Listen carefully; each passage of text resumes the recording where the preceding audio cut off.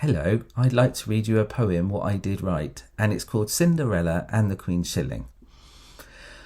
Long, long ago, in ancient times, when stories were always told in rhymes, and witches roamed the lanes and roads, turning princes into toads, they knew their place, the people then. Women were women, and men were men.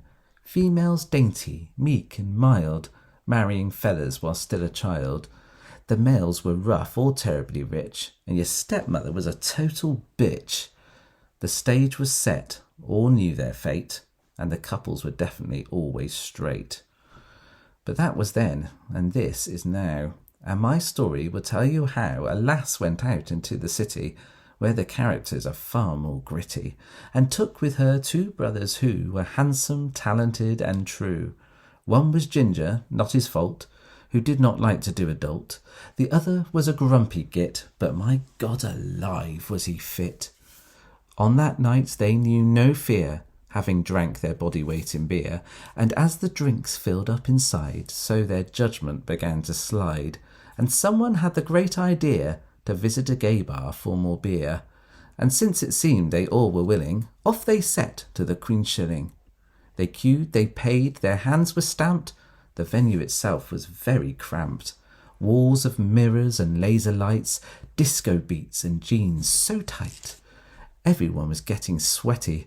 The sights, sounds, drinks just made them heady, and as the time was marching on, they planned to dance to one last song. But each song was so good to hear, they danced again and drank more beer, and when they finally upped and left, of common sense they were bereft. And here our tale takes a terrible turn. For happier times you're bound to yearn. But sadly that's just not the case when you've got totally off your face and choose to stand outside the club as hordes of pissheads merge from pubs, thrown out for being far too drunk and acting like a load of punks.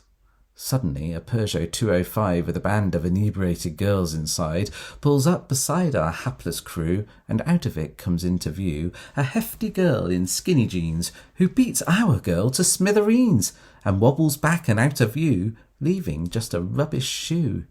The car drove off at such a pace, and the ginger brother he gave chase. The grumpy one picked up the shoe, he didn't know what else to do. And as they stood there post-attack, the car did a U-turn and came right back, and stopped beside them once again, when out popped the girl with the hefty frame, looking for her shoe upon the floor, whilst leaning precariously out the door. "Give me my shoe," she whined and cried, until a friend pulled her back inside. But not before the shoe was launched towards that girl with the massive haunch. The car revved up and hurtled on. In a cloud of dust they were gone. And as they sped away once more, that shoe lay there upon the floor. No glass slipper like Cinderella, no success with a gorgeous fella, just a girl with a hefty frame, with only one shoe to her name. And our lass, all bruised and battered, she had her brothers, that's all that mattered. They took her home and healed her cuts, and laughed like they were nuts. So that's the story I have to tell, just a modern fairy tale. No great moral to be taught, than bad things happen, though it's not your fault. And if you go out and get drunk, you might get slapped by a one-shoed punk.